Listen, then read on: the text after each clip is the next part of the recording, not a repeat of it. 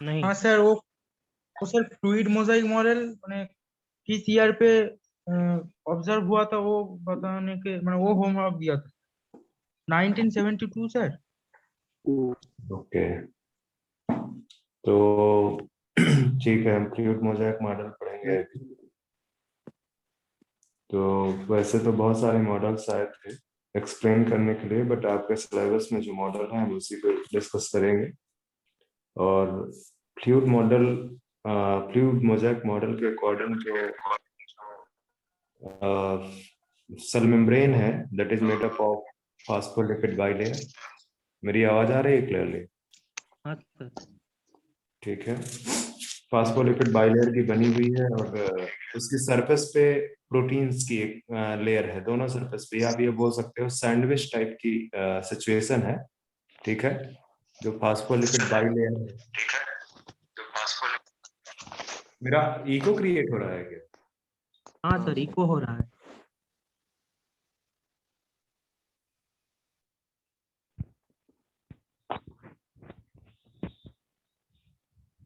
चलिए, यहाँ पे वेदर क्वालिटी थोड़ा गड़बड़ कर रहा है।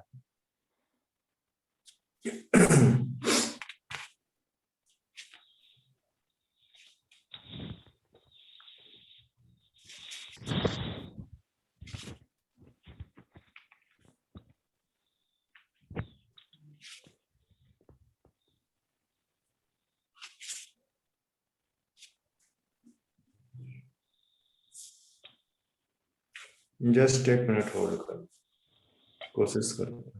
अभी ठीक आ रही है क्या? हाँ सर। ओके, देन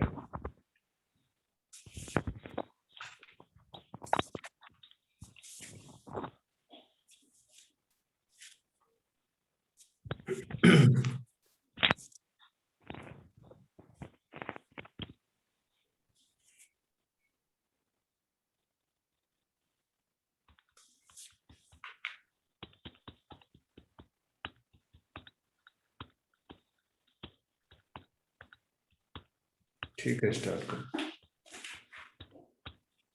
तो फ्लूइड मोज़ेक मॉडल जो है, इसको सिंगर एंड निकोलसन ने प्रपोज किया था। ये चीजें मैंने लिखा दी है पिछले लेक्चर में। ठीक है, सॉरी, निकोलसन ने प्रपोज किया है 1972 में। ठीक है, और this model was based on biochemical data, biochemical analysis of RBC cell membrane. जो सेल मेम्ब्रेन है आरबीसी की, ठीक है, जो सेल मेम्ब्रेन है आरबीसी की, उस पे बेस्ड है। जैसे biochemical analysis of RBC cell membrane, उस पे बेस्ड। ओके, बायोकेमिकल जो एनालिसिस है आरबीसी की, जो है आरबीसी सेल मेम्ब्रेन की, अगर उसको आप देखो, मैं यहाँ पे सेल मेम्ब्रेन ऑफ आरबीसी का डेटा दे रहा हूँ। इसकी जो बायोकेमिकल एनालिसिस है वो क्या है, ये कहती है कि जो सेल मेम्ब्रेन है आरबीसी का, उसमें टू मेजर कंपोनेंट, उसके अंदर टू मेजर कंपोनेंट। एक कंपोनेंट बेसिकली जो है क्या कहते हैं, क्या है, फॉस्फोलिपिड। या इसको अभी आप लिपिड रहने, इसको आप अभी लिपिड रहने, लिपिड। और लिपिड कंट्रीब्यूट करता है अप्रोक्सीमेटली 40%, और दूसरा है प्रोटीन। प्रोटीन, ये कंट्रीब्यूट करता है अप्रोक्सीमेटली 52%। ये जो डेटा है डिफरेंट सेल्स में वेरी करेगा, इसीलिए मैंने स्पेसिफिकली मेंशन किया है कि जो फ्लूइड मोज़ेक मॉडल है वो बेस्ड था biochemical analysis of RBC cell membrane. ठीक है, तो जो लिपिड है वो 40% है, प्रोटीन है 52%। पहले लिपिड के बारे में देखिए। कॉपी करो इसको, तो मैं इसे जो है आगे बढ़ाऊंगा।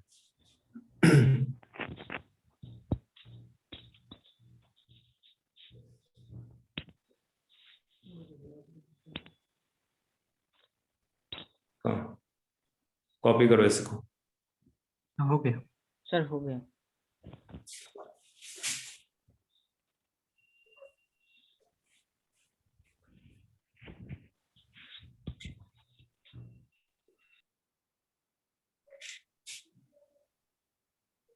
बेसिकली जो है क्या कहते हैं, अब जिधर लिपिड लिखे हुए हैं उस पे फोकस करिए। जो लिपिड है, लिपिड में आपको दो टाइप के लिपिड मिलेंगे। फॉस्फोलिपिड,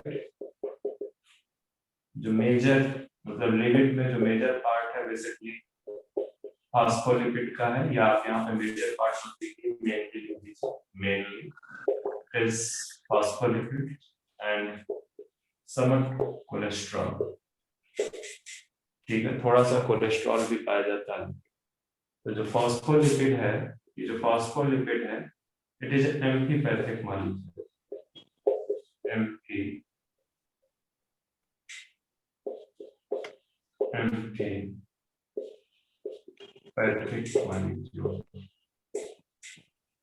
एम्फीपैथिक मॉलिक्यूल का मतलब होता है कि इसमें पॉजिटिव और निगेटिव दोनों प्रकार के होंगे, या आप ये बोल सकते हो कि हाइड्रोफोबिक एंड हाइड्रोफिलिक दोनों तरह के मॉलिक्यूल को ग्रुप्स पाए जाएंगे बेसिकली। जैसे यहाँ पे मैं पिक्चर बना रहा हूँ इस तरह, ठीक है। तो ये जो पिक्चर है इसमें से ये फॉस्फोलिपिड का टेल है, और ये वाला जो पार्ट है ये हेड है। तो ये जो हेड पार्ट है ये वाटर लविंग, मतलब हाइड्रोफिलिक मॉलिक्यूल है। ठीक है, हेलो सर। मेरी आवाज नहीं आ रही क्या आपको? हाँ सर, आवाज आ रही है। मैं बोल रहा हूँ जो फॉस्फोलिपिड से एक बार कंटिन्यू करोगे? बच्चे, आपको जब मैं बता रहा होता हूँ तो आप कहाँ पे होते हो?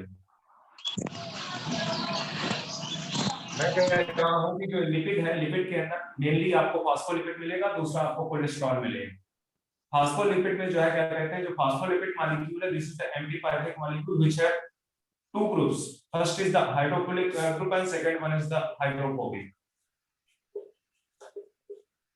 हाइड्रोफिलिक का मतलब होता है कि वाटर लविंग, और जो हाइड्रोफोबिक है इसका मतलब है ये कि वाटर फियरिंग।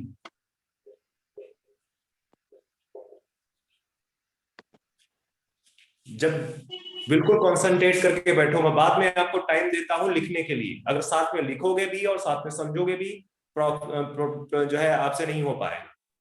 इसलिए सबसे पहले समझ लो, मेरी बातों को सुन लो, इसके बाद में प्रॉपर टाइम दूंगा आपको लिखने के लिए। आप आराम से बैठ के लिखो, इतनी चीजों को समझो। मैं बार बार बोल रहा हूं कि लिपिड जो है क्या कहते हैं, आरबीसी की मेम्ब्रेन में 40% कंट्रीब्यूट कर रही है। उस लिपिड में फॉस्फोलिपिड जो है क्या कहते हैं प्रेजेंट है, जो कि मेन कंपोनेंट है। थोड़ा बहुत कोलेस्ट्रॉल प्रेजेंट होता है। अभी मैं फॉस्फोलिपिड को बोल रहा हूं कि this is the amphipathic molecule which have two groups. First is the head part is the hydrophilic water loving group, and जो है दूसरा पार्ट जो टेल है, it is hydrophobic water caring group. तो अगर मैं पहले लिखा रहा हूं, पहले बता रहा हूं, आप पहले समझ लो, इसके बाद आराम से बैठ के लिखो, you will get full time.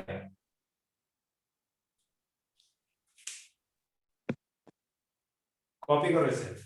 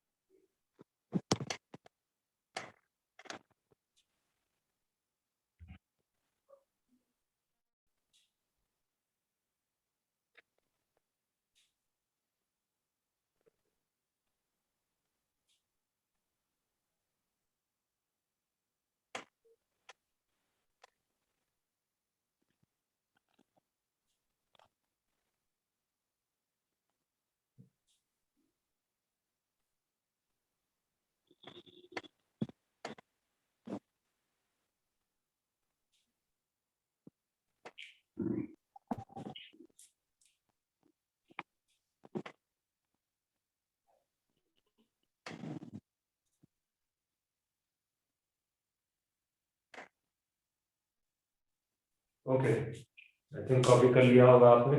अब यही होगा, अब मैं जब जब समझा रहा हूँ तो उस समय समझोगे, इसके बाद कॉपी करो।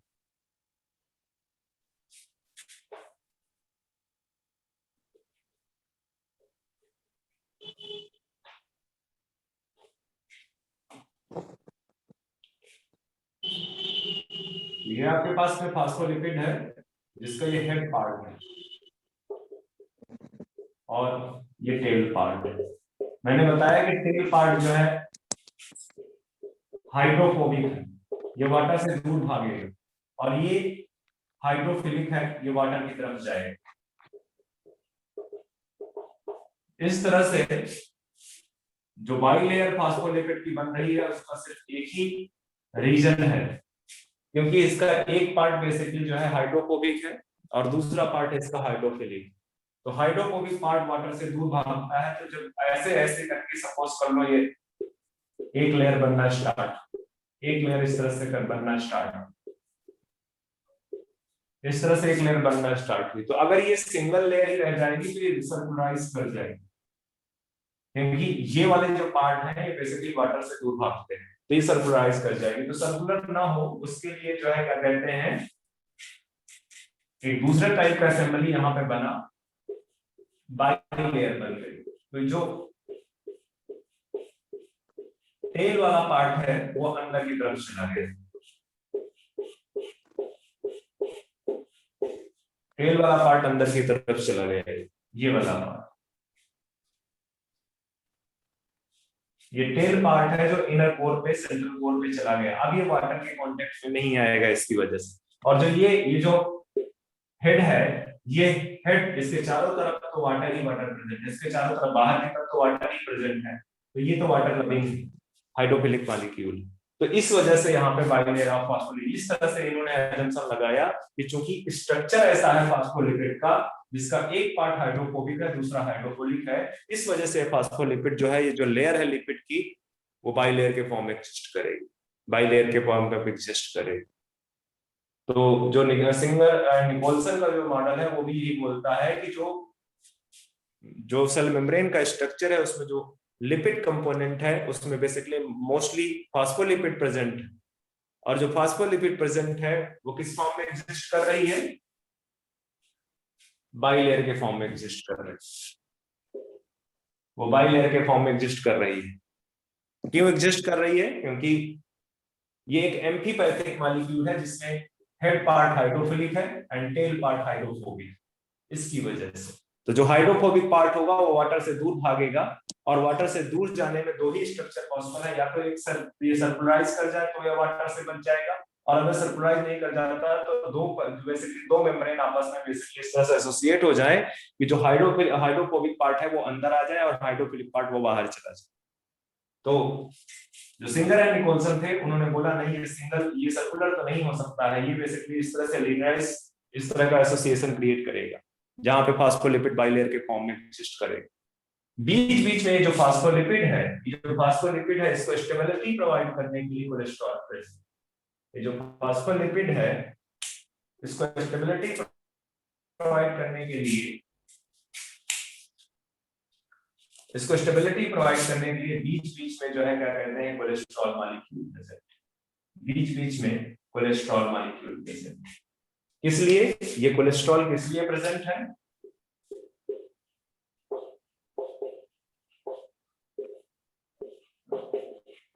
To provide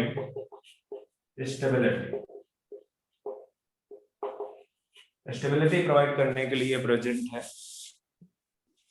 cholesterol molecules. They are very less in number, इनका नंबर जो है सेल के अंदर, सेल मेम्ब्रेन के अंदर कम है। बेसिकली जो सेल मेम्ब्रेन में लिपिड है उसका मोस्ट पार्ट फास्फोलिपिड बाइलेयर का बना हुआ। तो ये चीज में जो है क्या कहते हैं, ये आपको समझाने की कोशिश कर रहा हूँ, लिपिड पार्ट पे मैंने बता दिया। अब जो ये लिपिड मेम्ब्रेन है, जो फास्फोलिपिड मेम्ब्रेन है, मैं फाइनल स्ट्रक्चर बाद में बनाऊंगा, अभी आप सिर्फ वन बाय वन समझने की कोशिश करें।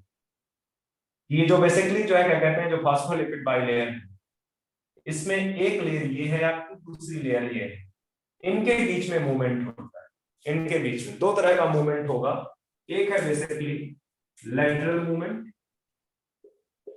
lateral movement.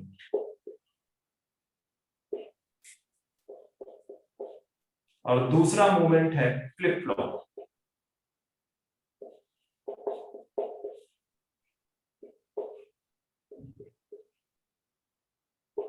Flip flop movement, lateral movement and flip flop movement. lateral movement के अकॉर्डिंग जो मूवमेंट है बेसिकली लिपिड में, फॉस्फोलिपिड के मॉलिक्यूल्स के बीच में जो मूवमेंट है वो एक ही लेयर के मूवमेंट को बोल रहा है. मतलब कहने का कि अगर यहाँ पे ये वाला मॉलिक्यूल यहाँ पे चला जाए, दिख रहा है आपको? एक मिनट, कलर चेंज कर लेगा. यहाँ पे ये वाला मॉलिक्यूल यहाँ पे चला जाए और ये वाला मॉलिक्यूल यहाँ पे, ठीक है, एक ही लेयर में, सिंगल लेयर में, सिंगल फॉस्फोलिपिड लेयर में अगर मूवमेंट बेसिकली लिपिड के मॉलिक्यूल के बीच में या फॉस्फोलिपिड के मॉलिक्यूल के बीच में मूवमेंट हो रहा है, then this movement is known as lateral movement. इसको लैटरल मूवमेंट बोलते हैं. एक ही फॉस्फोलिपिड बाइलेयर के जो लिपिड मॉलिक्यूल है उनके बीच में अगर मूवमेंट हो रहा है, then this movement is known as lateral movement. और अगर कहीं ऐसा हो कि जो मूवमेंट है बेसिकली एक लेयर से दूसरे लेयर के बीच में, एक लेयर से दूसरे लेयर के बीच में अगर मूवमेंट हो रहा होगा, that movement will be known as flip flop movement. Flip flop movement. तो ये जो आपका एक लेयर, एक मॉलिक्यूल ये है, एक लेयर का, दूसरे लेयर का मॉलिक्यूल ये है, अगर यहां से यहां और यहां से यहां इस तरह का मूवमेंट हो रहा है, then this movement is known as flip flop. Otherwise, if the lipid molecules, phospholipid molecules moves within the same layer, then the movement will be lateral movement. तो क्लियर है आपको कि lateral movement क्या है, flip flop movement क्या है. And singer and कोल्सन ने अपने मॉडल में क्या प्रपोज किया कि जो लिपिड बाइलेयर है, लिपिड बाइलेयर में दोनों टाइप के मूवमेंट पॉसिबल है. लैटरल मूवमेंट भी पॉसिबल है एंड फ्लिप फ्लॉप मूवमेंट भी पॉसिबल है. किसके लिए? लिपिड मॉलिक्यूल की बात कर रहा हूं या फॉस्फोलिपिड की बात कर रहा हूं? फॉस्फोलिपिड के लिए दोनों टाइप के मॉलिक्यूल मूवमेंट पॉसिबल है according to Singer Nicolson model. आप लिख सकते हो यहाँ पे, तो इसको पहले आप कॉपी करो तो मैं आगे बढ़ता हूं.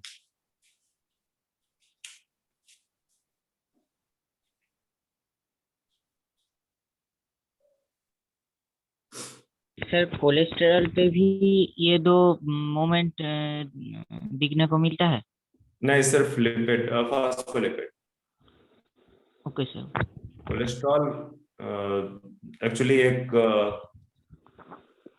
रिजिड मॉलिक्यूल है, आप ये बोल सकते हो, या बोल सकते हो कि उतनी फ्लेक्सिबिलिटी कोलेस्ट्रॉल को नहीं है.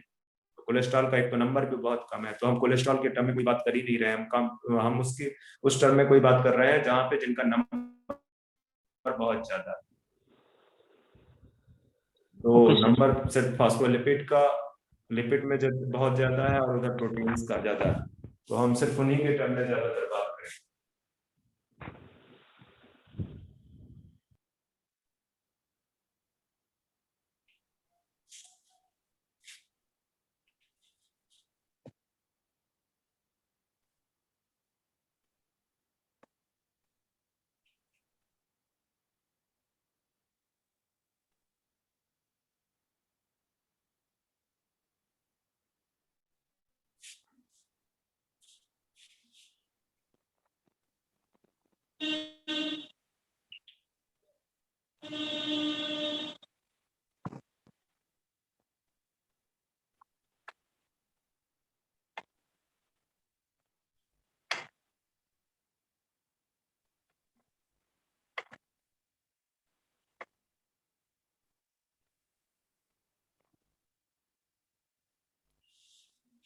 कॉपी कर लिया या नहीं अभी?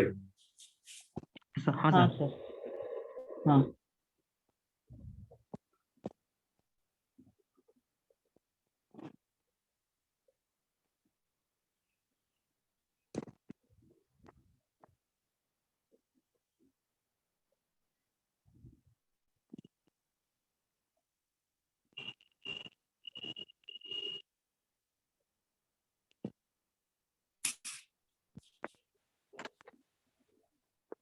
तो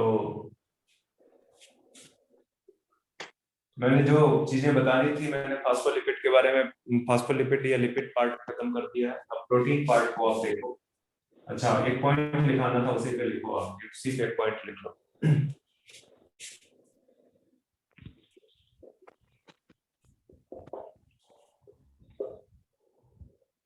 According to this model,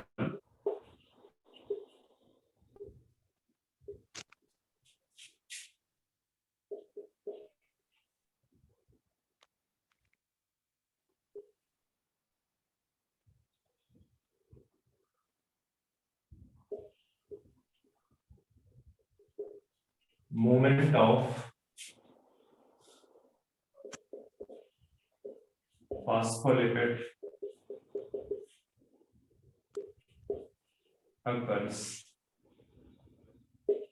within single phospholipid layer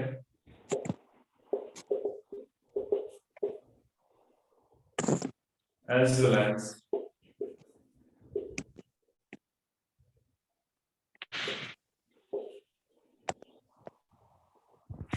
hello हाँ बोलो। Hello sir. हाँ बोलो बेटा। ओके सर, सर वीडियो चला गया था, अब आ गए sir. Okay. Between two phospholipid layer, between two phospholipid layer, ये जो सिंगल फॉस्फोलिपिड लेयर है यहाँ पे ये लेटरल मूवमेंट, और जो ये बिटवीन टू फॉस्फोलिपिड लेयर है यहाँ पे flip flop movement, flip flop.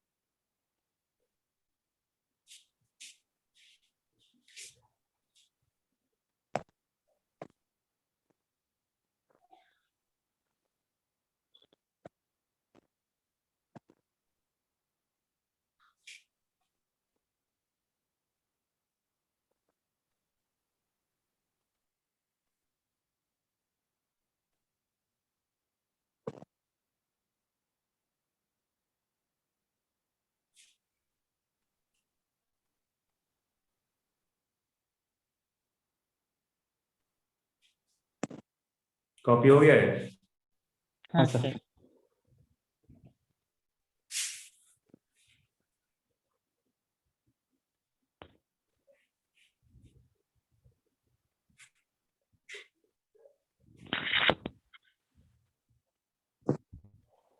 Okay, बाकी जो भी फास्फोलिपिड के बारे में इंफॉर्मेशन है बायोमोलिक्यूल्स चैप्टर्स में आपको मिल जाएगी। जो इंपॉर्टेंट है सेल मेम्ब्रेन के स्पेस में वो मैंने बता दिया। कोलेस्ट्रॉल का भी मैंने बता दिया है कि वो स्टेबिलिटी प्रोवाइड करता है, ठीक है, या रिजिडिटी प्रोवाइड करता है, ये भी आप बोल सकते हैं।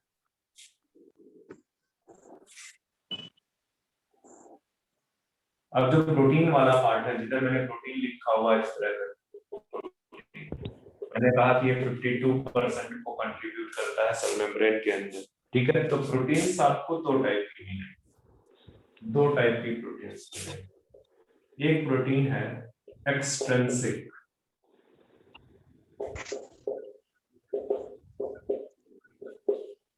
प्रोटीन, इसी को बोलते हैं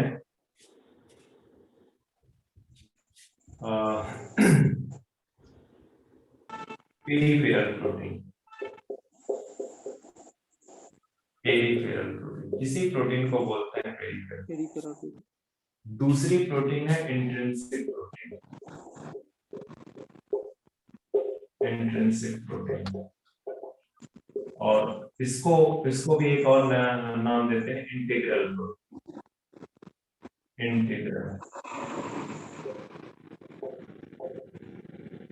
इंटीग्रल प्रोटीन। तो जो एक्सट्रिंसिक प्रोटीन है इनको जैसे जैसे सपोज कर लो ये सरफेस है, फास्फोलिपिड बाइलेयर, ये दूसरी फास्फोलिपिड बाइलेयर, दूसरी फास्फोलिपिड बाइलेयर।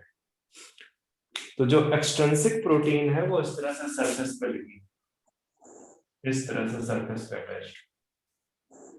वो साइटोप्लाज्मिक साइट से भी हो सकती है, नॉन साइटोप्लाज्मिक साइट से, इस तरह से सरफेस पे अटैच्ड है। दूसरा, इनको जब आप बाहर निकालना चाहते हैं, इनको सेल मेम्ब्रेन से अलग करना चाहते हैं, ये बहुत इजीली सेल मेम्ब्रेन से अलग हो जाए, बहुत इजीली सेल मेम्ब्रेन से अलग हो जाए। ठीक है, तो चूंकि सरफेस पे लगी हुई है, that's why this proteins are known as peripheral. ठीक है, peripheral protein and extrinsic protein, क्योंकि इनको जो है क्या कहना है, रिमूव करना या सेल से सेपरेट करना, सेल मेम्ब्रेन से सेपरेट करना बहुत इजी है। ठीक है, तो यहाँ पे आप लिख सकते हो कि those proteins which gets easily separated, from cell membrane,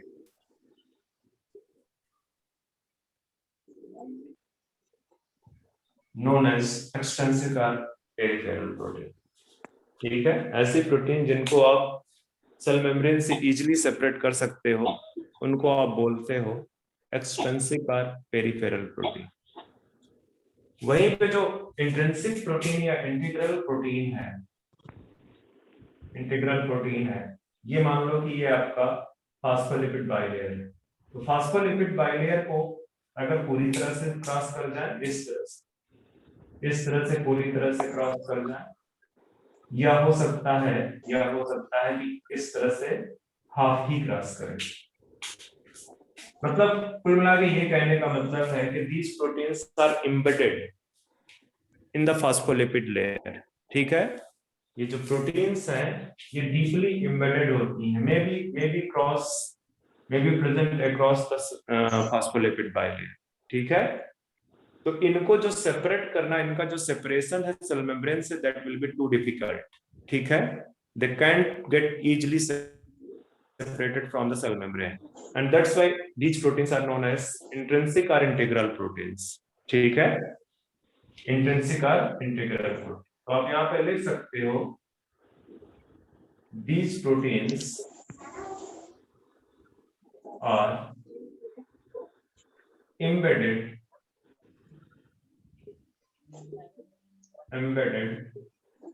in, कहाँ पे धसी हुई है, in phospholipid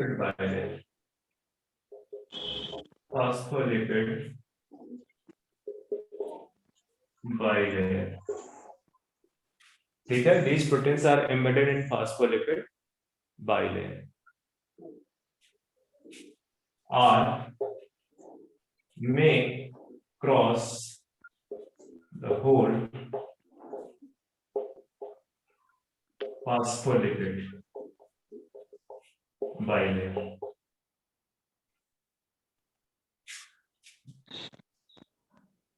And that's why arrow लगा के नीचे लिख लेना, मैं यहाँ पे लिख देता हूँ, एरो लगा के नीचे लिखना। ठीक है, therefore the separation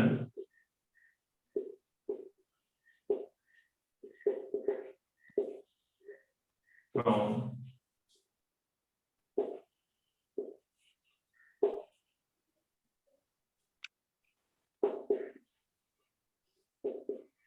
phospholipid part is difficult,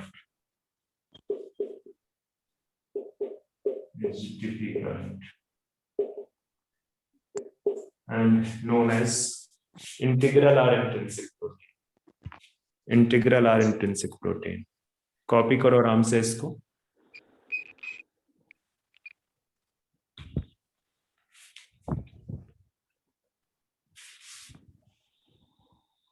sir, हाँ बोलो। और सर आपने जो पिक्चर दिखाई है उस पर वो जैसे इंट्रिंसिक प्रोटीन का पिक्चर देखा है, वैसे पेरिफेरल प्रोटीन का कोई कैसे रहता है, कोई अच्छा, डायग्राम? picture दिख नहीं रहा आपको?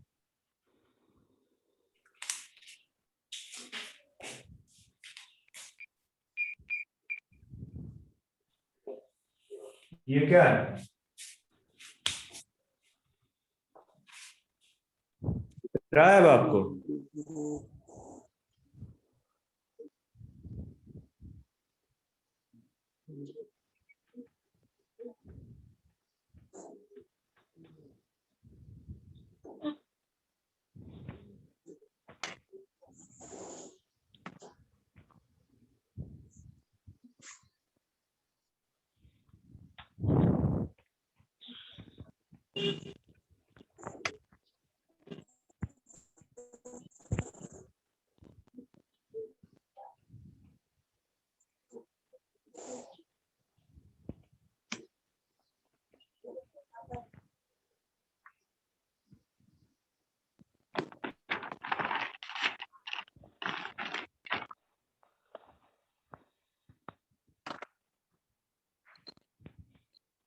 हो गया कॉपी बच्चे?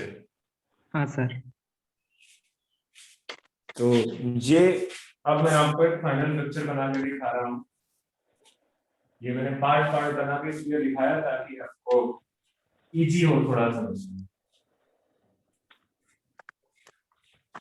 तो जो सिंगर एंड निकोलसन थे उन्होंने बोला ये बायोकेमिकल एनालिसिस में जो चीज आई थी वो मैंने पहले बता दिया, ठीक है। अब according to Singer and Nicholson, cell membrane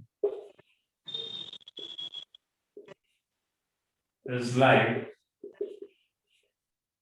protein iceberg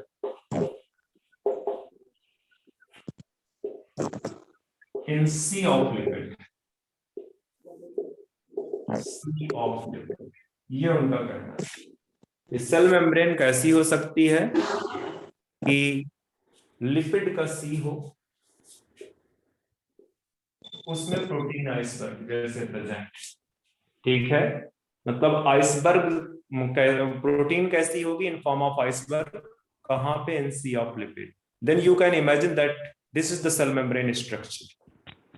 it was as such proposed by Singer and Nicolson, ठीक है। सिंगर एंड निकोलसन ने जैसा प्रपोज कर रखा हो, उन्होंने बोला कि सी लिपिड का सी है बेसिकली, जिसमें प्रोटीन्स आइसबर्ग के फॉर्म में प्रेजेंट, प्रोटीन्स आइसबर्ग के फॉर्म में प्रेजेंट, ठीक है।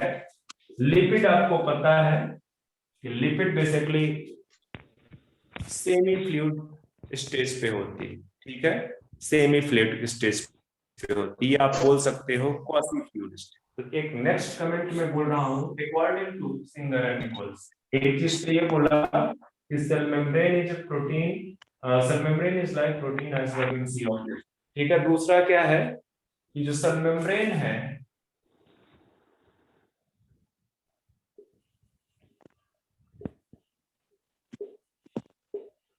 is quasi fluid। ज्यादा टेक्निकल टर्म है यार, अगर नहीं समझ में आता तो आप इसको लिख लो semi fluid, semi fluid in nature. Cell membrane कैसी है? इट इज क्वासी फ्लूइड और सेमी फ्लूइड। ना ही ये सॉलिड है, ना ही इसको आप लिक्विड पूरी या फ्लूइड पूरा बोल सकते हो। It is somewhat semi fluid, ठीक है, सेमी फ्लूइड। और उसी सेमी फ्लूइड पे प्रोटीन्स आइसबर्ग के फॉर्म में प्रेजेंट है, प्रोटीन्स प्रेजेंट, ठीक है। तो ये basically Singer and Nicolson biochemical analysis जो आरबीसी की सेल मेम्ब्रेन की हुई है, उसके बेस पे उन्होंने अपने मॉडल को इस तरह से कुछ प्रपोज किया हुआ है, ठीक है। इन्होंने भी यही बोला कि जो सेल मेम्ब्रेन है it is made up of bilayer of phospholipid. हालांकि ये चीज पहले डिस्कवर हो चुकी थी, पर इन्होंने भी एक एजम्पशन यही रखा कि जो सेल मेम्ब्रेन है it is made up of lipid bilayer या फॉस्फोलिपिड बाइलेयर, ठीक है। Cell membrane is made up of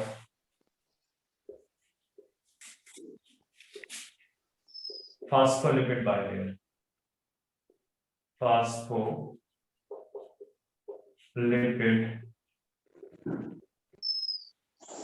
bilayer। phospholipid bilayer का जो है क्या कहते हैं, बना हुआ। Cell membrane is made up of phospholipid bilayer।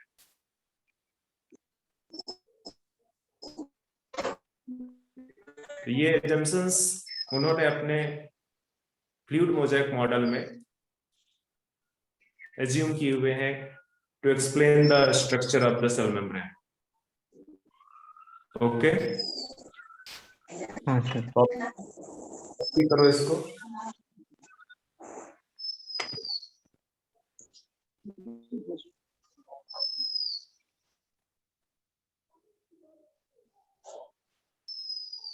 हो गया? हाँ सर। हाँ सर।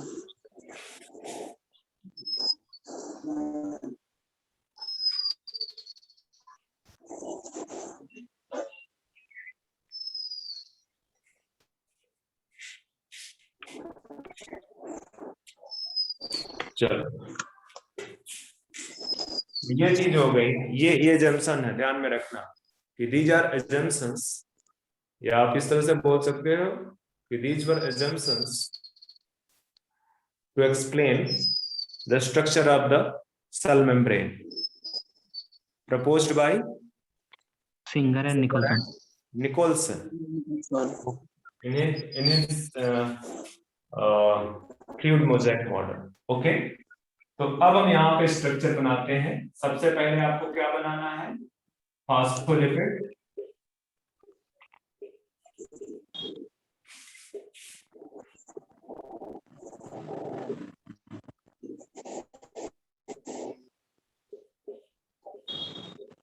इस तरह से ये सिंगल लेयर बन गई फॉस्फोलिपिड की।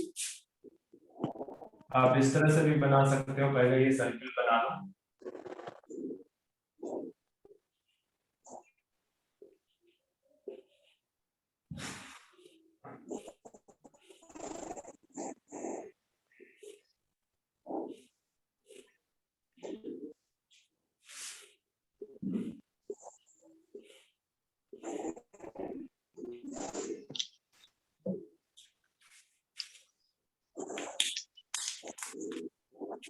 यहाँ पे मैं एक पूरा ट्रांसमेम्ब्रेन प्रोटीन बना रहा हूं, पूरा ट्रांसमेम्ब्रेन प्रोटीन। ऐसी प्रोटीन है ये जो पूरी की पूरी फॉस्फोलिपिड बाइलेयर को क्रॉस कर चुकी है, पूरी की पूरी फॉस्फोलिपिड बाइलेयर को क्रॉस कर चुकी है। इसके अलावा ये तो कंप्लीटली एम्बेडेड है, हो सकता है कि कुछ प्रोटीन्स इस तरह से पार्शियली एम्बेडेड, पार्शियली एम्बेडेड हो सकता है, जैसे कि मैंने ऑलरेडी पिक्चर में बना रखा है कि इस तरह से कुछ प्रोटीन्स, इस तरह से कुछ प्रोटीन्स प्रेजेंट दोनों साइड पे हो सकती है, इस तरह से कुछ प्रोटीन्स। शायद ये जो एक्सट्रिंसिक प्रोटीन है आपको दिखाई नहीं।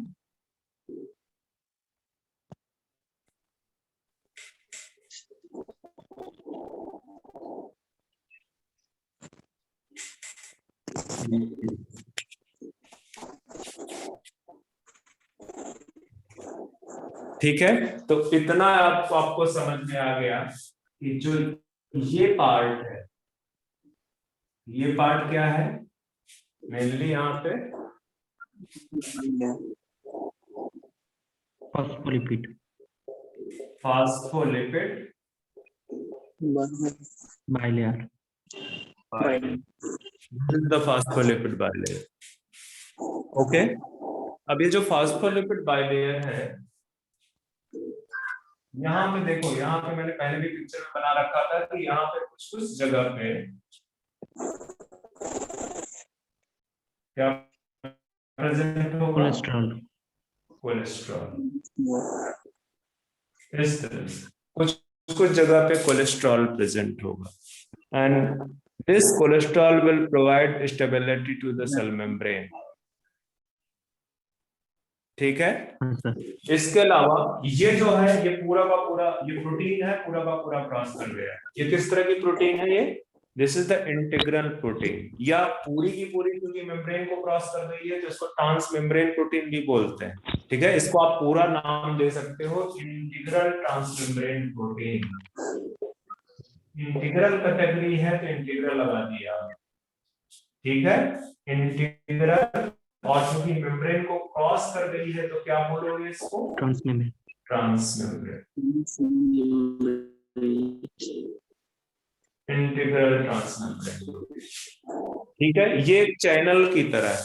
ठीक है, यहां से हो सकता है मॉलिक्यूल इधर की तरह ट्रांसपोर्ट हो रहा है या इसके अपोजिट ट्रांसपोर्ट। आप ये एज्यूम कर लो कि this is the non cytoplasmic site, cytoplasmic site, and this is cytoplasmic site. ठीक है, ये जो प्रोटीन्स आपको दिखाई दे रहे हैं ये भी किस कैटेगरी की हैं? इंटीग्रल। पर ये पूरा का पूरा उसने मेम्ब्रेन को क्रॉस नहीं किया तो इसको ट्रांस मेम्ब्रेन आप नहीं बोल सकते, इसको आप ट्रांस मेम्ब्रेन नहीं बोल सकते। This is only integral.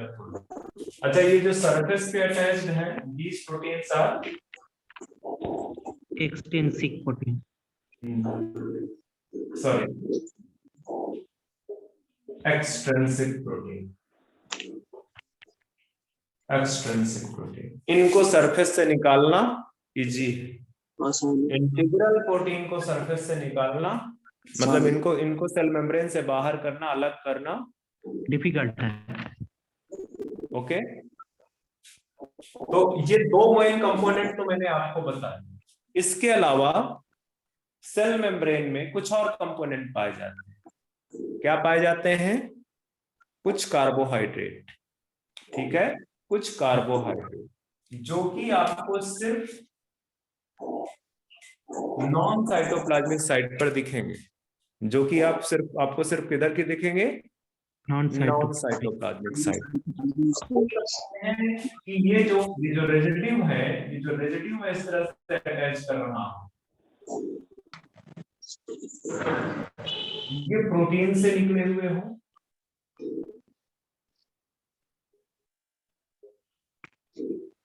ये इस तरह से प्रोटीन से निकले हुए हो। ठीक है, वो इससे भी हो सकते हैं,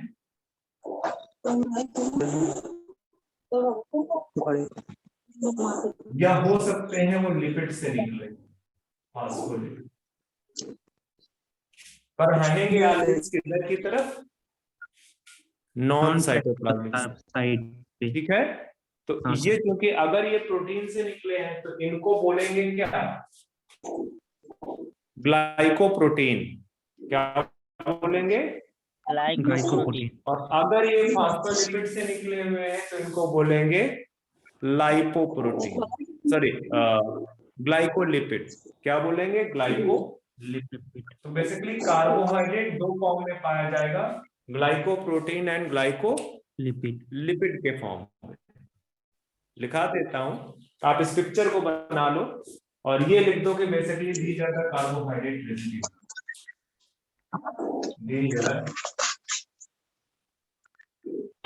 कार्बोहाइड्रेट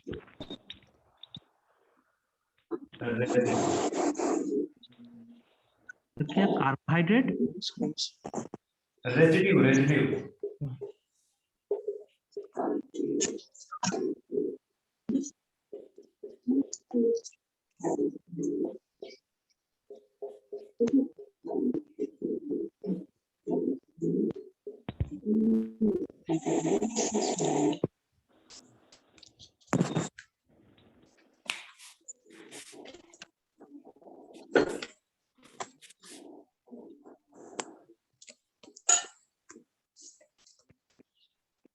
या कई बार कार्बोहाइड्रेट मोइटी भी बोल देते हैं, कुछ भी आप याद रखो, दो में से एक भी, रेजिड्यू या मोइटी।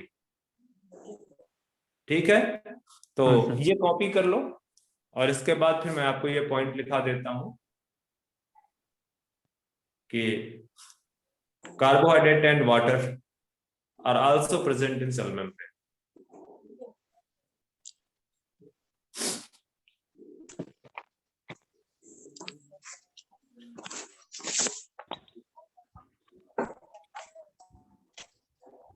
तो बेसिकली जो है क्या कहते हैं, जो फॉस्फोलिपिड है, चूंकि फॉस्फोलिपिड का नेचर बेसिकली सेमी फ्लूइड होता है। आपको पता है कि जो ऑयल है वो बिल्कुल लिक्विड स्टेज पे रहता है और जो घी है वो सॉलिड स्टेज पे रहता है। मतलब से कभी बार टेम्परेचर अप हो गया तो लिक्विड पे आ जाएगा, नहीं तो जनरली आपको थोड़ा सा सेमी सॉलिड स्टेज पे रहेगा। तो जो फॉस्फोलिपिड है वो भी सेमी सॉलिड स्टेज पे, बट ये लिक्विड स्टेज मतलब इसमें फ्लेक्सिबिलिटी रहती है ऑलवेज, ठीक है। और साथ साथ में जो कोलेस्ट्रॉल मॉलिक्यूल है, ये जो कोलेस्ट्रॉल मॉलिक्यूल आपको नजर आ रहे हैं यहाँ, ये वाला, these molecules provide stability to the cell membrane, stability to cell membrane। तो आपके सामने पिक्चर बिल्कुल क्लियर है। जैसे ये इंटीग्रल ट्रांसमेम्ब्रेन प्रोटीन है, क्योंकि मैं पूरे का पूरा मॉडल आरबीसी के स्ट्रक्चर पे समझा रहा हूं, तो आरबीसी में इस तरह का जो प्रोटीन प्रेजेंट है, इस तरह का जो प्रोटीन प्रेजेंट है, उसका एग्जांपल है पोरिन। पोरिन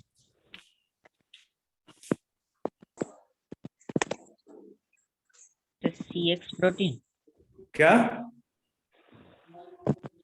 हाँ बोलो। सर वो क्या लिखा है? CX protein. PORIN, porin.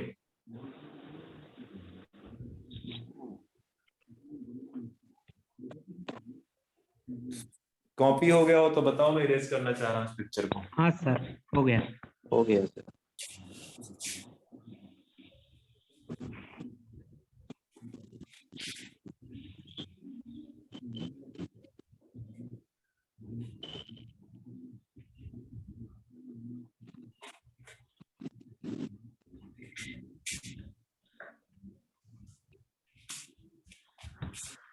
यहाँ पे लिख दो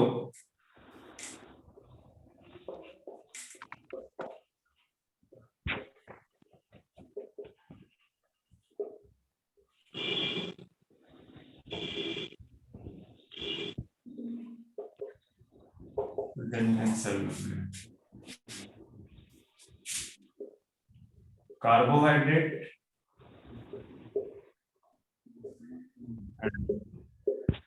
H2। कार्बोहाइड्रेट मैक्सिमम आपका 1 to 2% इतना मिलेगा। और कहाँ प्रेजेंट होगा? Present at non cytoplasmic site, non cytoplasmic site in the form of, या तो ये प्रेजेंट होगा ग्लाइकोलिपिड के फॉर्म में या ग्लाइकोप्रोटीन के फॉर्म में।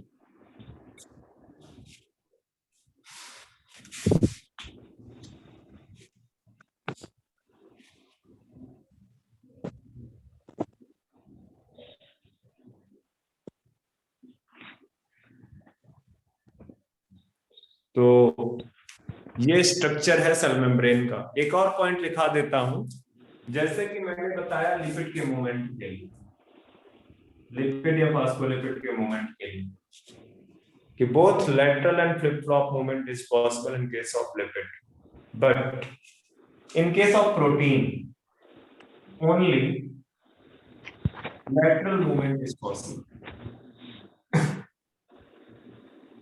lateral movement of protein is only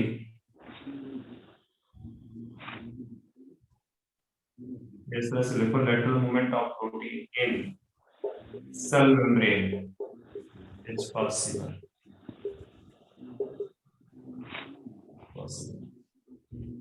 यहाँ पे लिख दो बच्चे only, यहाँ पे लिख दो only lateral movement of protein is in cell membrane is possible।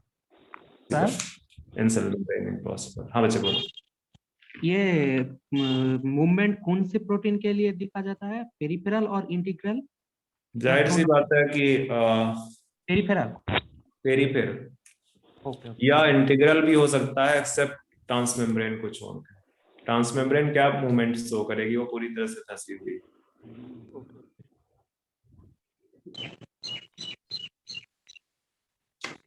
But it is majorly या मेनली फॉर एक्सट्रिंसिक प्रोटीन। एक आध बार क्वेश्चन पूछा गया है तो ध्यान में रखें, only lateral movement of protein molecule is possible. ठीक है, कॉपी कर लो इसको फटाफट। तो सेल मेम्ब्रेन में जस्ट फंक्शन पे आ जाते हैं, फंक्शन पे आ जाते हैं।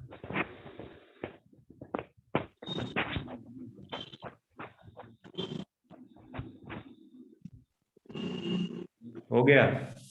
हाँ सर।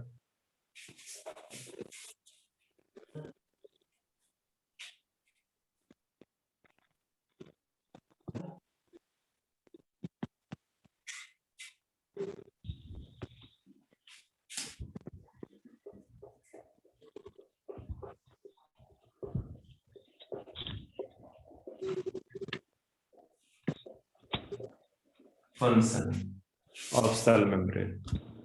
फंक्शन की अगर आप बात करोगे तो मेन फंक्शन मैंने पहले बताया था, जो मेन फंक्शन है,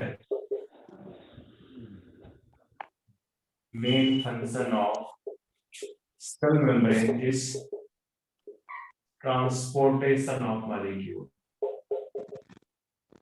ट्रांसपोर्टेशन ऑफ substance लिखो, substance across the membrane, across the membrane। इसके अलावा ये आपको provide safe to animal cell, animal cells को सेफ प्रोवाइड करती है, मैकेनिकल सपोर्ट भी कर सकते हैं, provide mechanical support to the cells, mechanical support भी प्रोवाइड कर सकता है cell for animal cells only.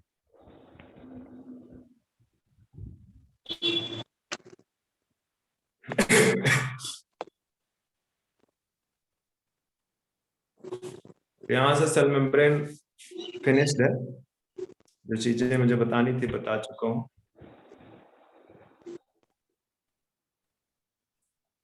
Cell membrane के आगे चलते हैं।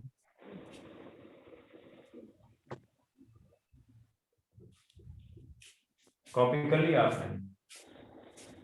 और सर मैकेनिकल सपोर्ट भी ओनली एनिमल सेल्स को ही देता है? You can say mainly for animal cells because plant cells में तो already cell wall present. The cell wall is a rigid structure and mainly provide mechanical support and shape to the cells, plant cell basically. ठीक है, तो वहां पे आप बहुत ज्यादा सेल मेम्ब्रेन को इस पर्पस के लिए नहीं बोल सकते। ठीक है।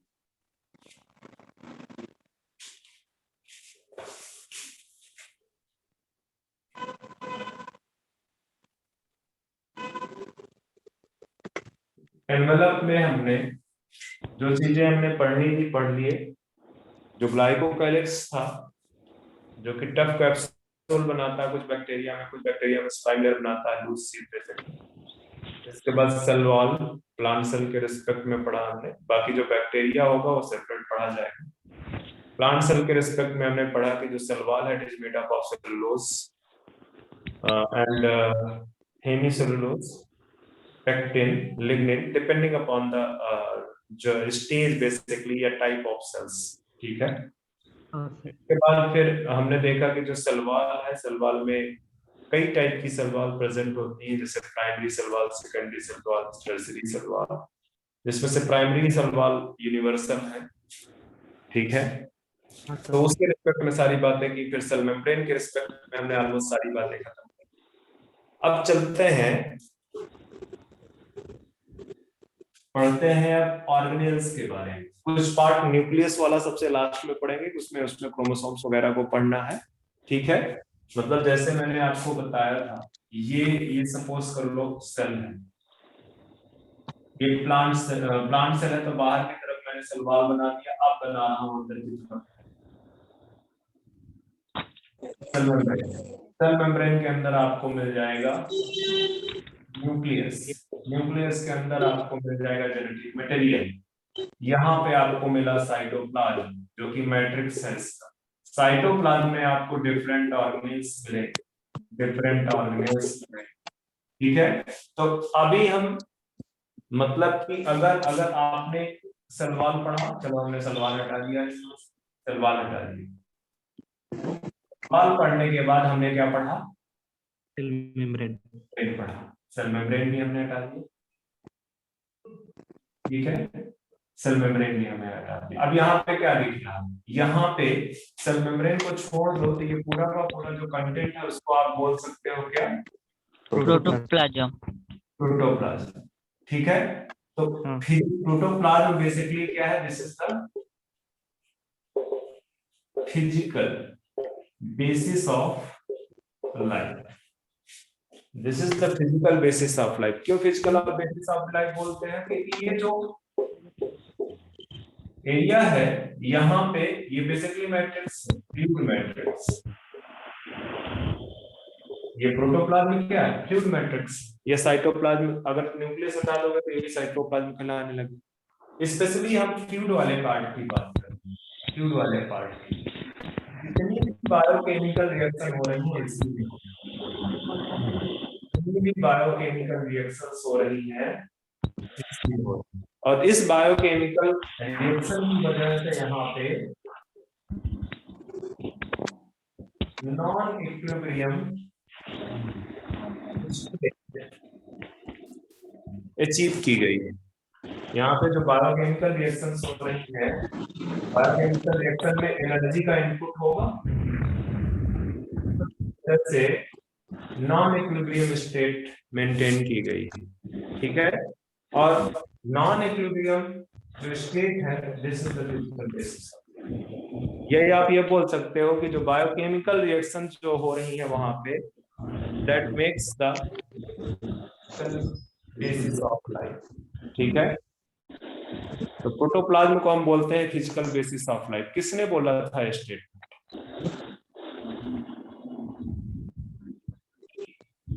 होमवर्क है तुम्हारा। टर्म प्रोटोप्लाज्म किसने दिया, बताओ।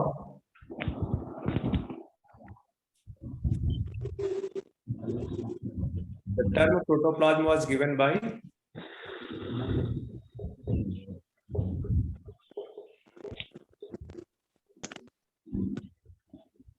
Purkinje, and who named the physical basis of life for the protoplasm? बताओ मुझे, कुछ आइडिया है किसने बोला प्रोटोप्लाज्म को physical basis of life?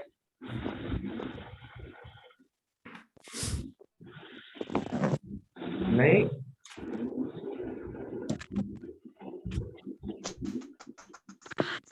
Sir बोलू? हाँ बोलो, पूछ ही तो रहा हूं मैं। हक्सले। हक्सले।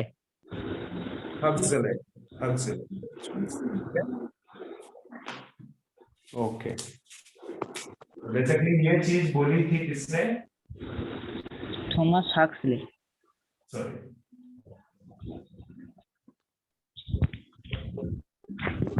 दिख रहा है और बड़ा देखो, नहीं दिख रहा होगा, रुक जाओ मैं यहाँ पे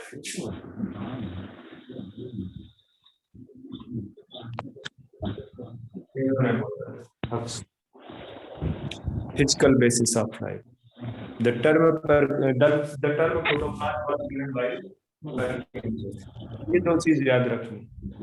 कि जो प्रोटोप्लाज्म है यहाँ पे जो प्रेजेंट है, न्यूक्लियस, सेल ऑर्गेनेल, साइटोप्लाज्म सब कुछ लेते हुए, ठीक है।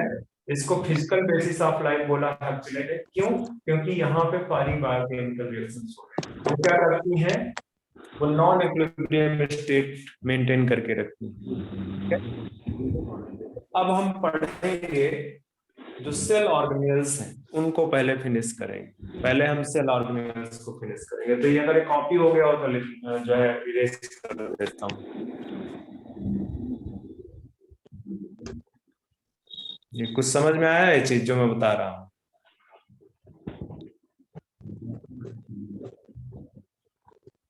नहीं समझ में आ रहा? हाँ सर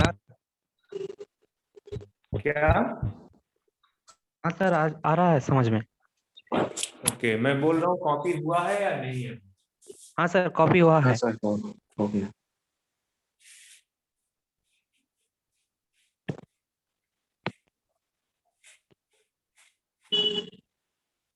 ठीक है, आगे बढ़ते हैं। तो सेल ऑर्गेनेल्स में आपको याद होगा मैंने सेल ऑर्गेनेल्स में कैटेगराइज करवा दिए थे।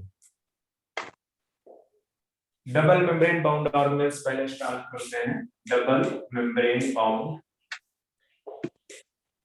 ऑर्गेनेल्स, और यहाँ पे आपको डबल मेम्ब्रेन बाउंड ऑर्गेनेल्स में दो ऑर्गेनेल्स के बारे में पढ़ना है, जिससे हम सबसे पहले पढ़ने जा रहे हैं माइटोकॉन्ड्रिया।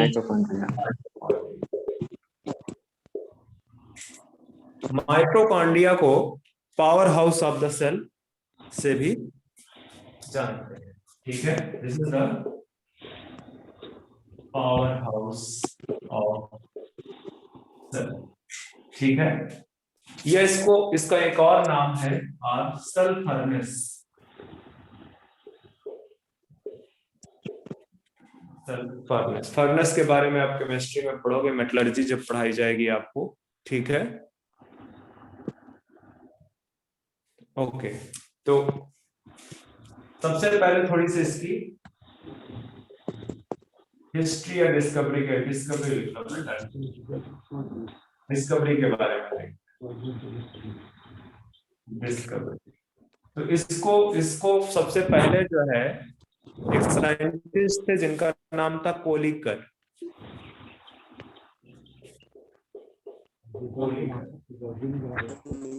कोलिकर ने basically flight muscles of insect cell, जो इंसेक्ट्स थे, ठीक है, या इंसेक्ट सेल मतलब यहाँ पे इंसेक्ट या सेल से लिख दो, कोई फर्क नहीं पड़ता। इंसेक्ट सेल्स में जो फ्लाइट मसल्स थी, जो ठीक है, फ्लाइट मसल्स की जो सेल्स थी इंसेक्ट में, वहां पे सबसे पहले कोलिकर ने माइटोकॉन्ड्रिया जैसा कोई स्ट्रक्चर देखा। उनका नाम अभी उन्होंने कुछ नहीं दिया है। ठीक है, इन्होंने ऑब्जर्व किया है। कोलिकर ने जो फ्लाइट मसल्स थी इंसेक्ट की, उसके अंदर जो सेल्स थी, ठीक है, उन सेल्स में बेसिकली एक स्ट्रक्चर ऐसा देखा जो क्या प्रोवाइड कर रहा था, एनर्जी जनरेशन का काम कर रहा था, जो एटीपी सिंथेसिस में इन्वॉल्व। ठीक है, एटीपी सिंथेसिस में इन्वॉल्व। और इस ऐसा जो स्ट्रक्चर जो बेसिकली एटीपी सिंथेसिस में इन्वॉल्व था, उसके लिए एक साइंटिस्ट थे, इनके बाद आए एक साइंटिस्ट जिनका नाम था अल्टमान ने इस जो बेसिकली एनर्जी जनरेशन के लिए जो बेसिकली ऑर्गेनेल इन्वॉल्व था, उसका नाम दिया क्या? Bioplast. The term bioplast was given by Altman for mitochondria. Mitochondria के लिए जो टर्म है बायोप्लास्ट, किसने दिया? ऑल्टमैन। ठीक है। फर्दर एक अदर साइंटिस्ट थे बेंटा, मैं यहां लिख देता हूं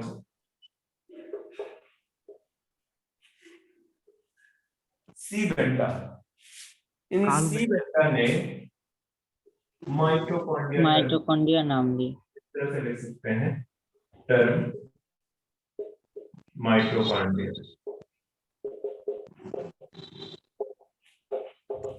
टर्म माइटोकॉन्ड्रिया किसने दिया?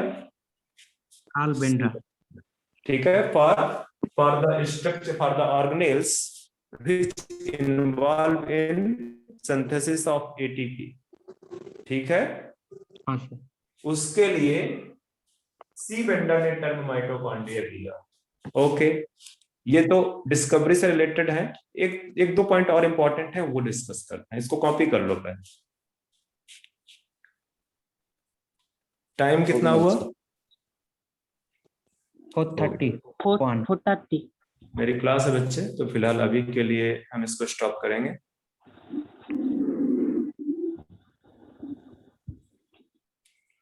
ठीक है, अभी के लिए इसको हम स्टॉप करते हैं।